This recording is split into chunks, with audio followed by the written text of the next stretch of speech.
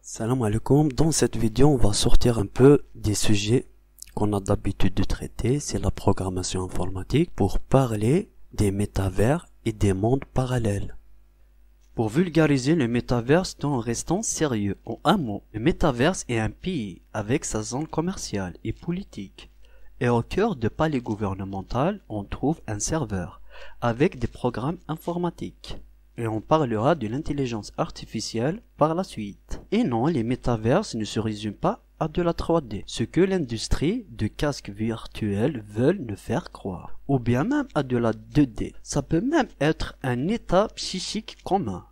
D'ailleurs, on retrouve le terme métaverse dans les ouvrages qui traitent la science-fiction. Ainsi, la seule limitation sont celles de l'imaginaire, qui poussent les chercheurs à leurs limites. Les mondes parallèles ont toujours existé. Il y en a qui sont loin, il y en a qui sont près de nous, mais on ne sait pas. Tel que le monde DJ. Et pour la première fois, on est en contact avec un monde parallèle qui s'appelle les métavers. Depuis longtemps, toujours il existe plusieurs versions d'une même histoire, c'est-à-dire plusieurs réalités, et à chaque réalité, elle projette un monde différent d'une autre réalité. Il n'est pas seulement virtuel. Et de la même façon qu'il existe un monde parallèle, on peut avoir des pays parallèles. C'est-à-dire des pays 2.0. C'est la même façon qu'un pays traditionnel, mais une version plus custom.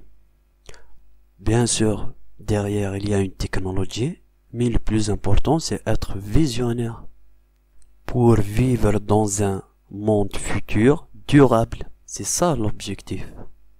La question qui se pose, est-ce que ces pays traditionnels vont surfer sur la vague de métavers pour booster leur pays et passer à 2.0? Ou bien, est-ce qu'ils vont être en concurrence avec les métaverses? Ce qui est sûr, c'est que la gouvernance doit venir de l'intérieur de chaque monde parallèle.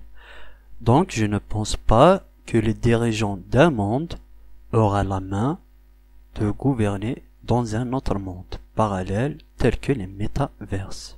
Et de la même façon qu'une personne décide d'émigrer et de vivre dans un autre pays, un pays lui-même peut aussi choisir d'émigrer dans un autre monde parallèle, les métaverses.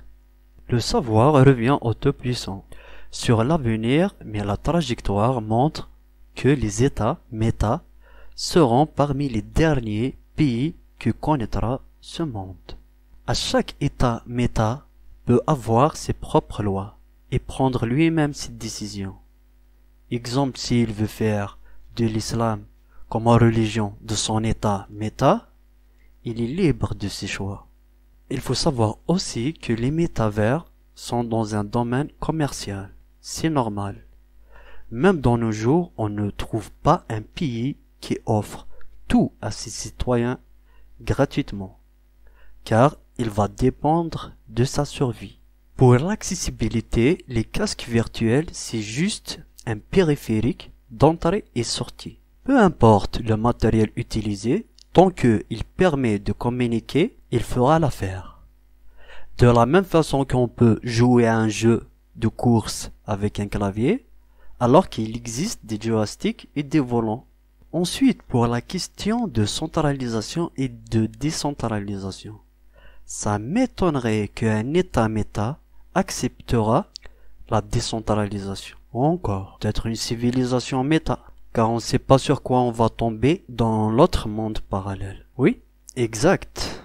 Les geeks font partie des premiers hommes qui ont posé leurs pieds sur l'autre monde parallèle. Mais actuellement, il suffit de croire. Ou tout simplement, peut-être tu fais déjà partie d'un métaverse, juste tu ne le sais pas encore.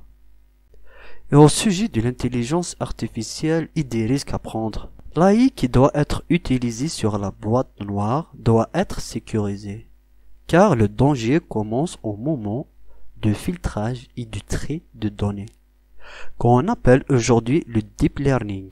Et l'erreur à ne pas faire, c'est de déléguer la gouvernance, ou bien même l'assistance d'une AI. Ainsi, la bonne chose à faire, c'est de désactiver carrément le copilote, car une fois elle est mise en route, le fait de vouloir mettre la main, vous aurez les doigts coupés par une machine déchiqueteuse, alimentée par une pensée bête.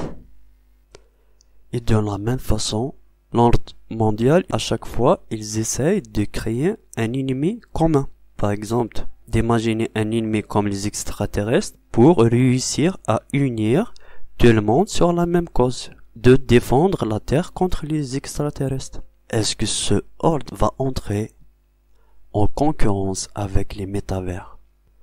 Cette vidéo, c'est juste une petite discussion. J'espère que vous avez aimé le format. N'hésitez pas à écrire dans les commentaires ce que vous pensez, ou bien de nous partager votre vision de construire un avenir durable. Sur ce, je vous laisse en paix et à bientôt, Inch'Allah.